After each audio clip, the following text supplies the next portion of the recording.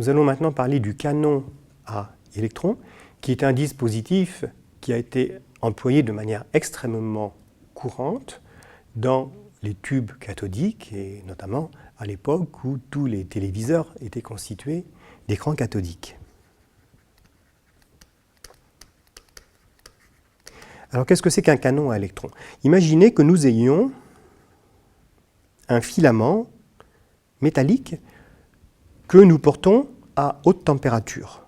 Mettons une température voisine de 1000 degrés Kelvin ou 1000 degrés Celsius, ça n'a pas d'importance.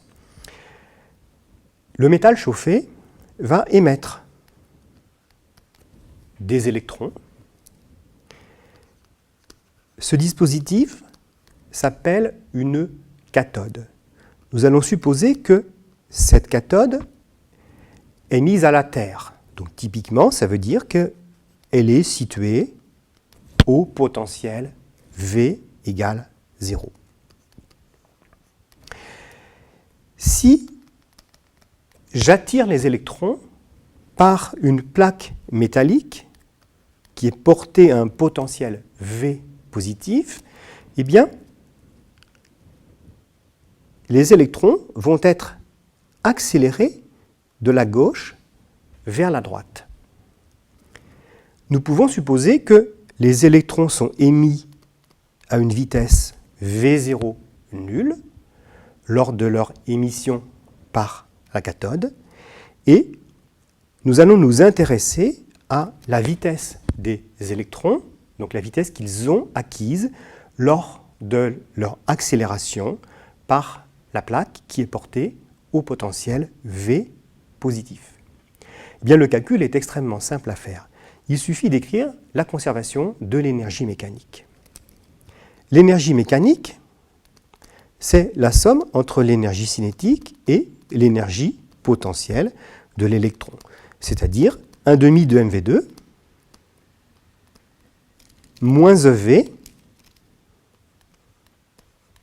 étant entendu que E vaut 1,6 10 puissance moins 19 coulombs, donc la charge de l'électron c'est moins E,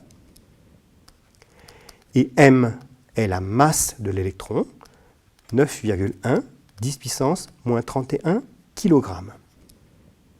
Alors si j'applique ce principe de conservation de l'énergie entre l'émission par la cathode et puis l'arrivée des électrons sur la plaque portée au potentiel V, on va donc pouvoir écrire que 1/2 de mv2 moins EV, qui est en fait l'énergie mécanique sur la plaque à droite, moins EV, c'est l'énergie potentielle sur la plaque à droite, eh bien ceci c'est aussi égal à la valeur lors de l'émission par la cathode. Or, lorsque l'électron est émis par la cathode, on suppose que sa vitesse initiale vaut 0, donc son énergie cinétique vaut 0. Et on suppose que la cathode est portée au potentiel V égale 0.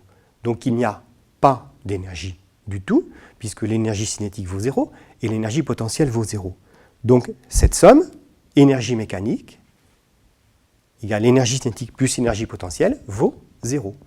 On obtient donc une relation 1/2 de mv2 égale EV, autrement dit, la vitesse de l'électron accélérée par cette tension accélératrice grand V est égale à racine de 2EV sur petit m.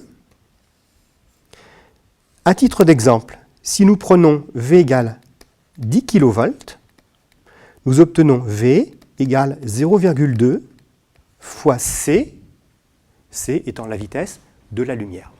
Donc une tension simplement de 10 000 volts permet d'accélérer un électron à une fraction appréciable de la vitesse de la lumière. C'est le principe du canon à électrons.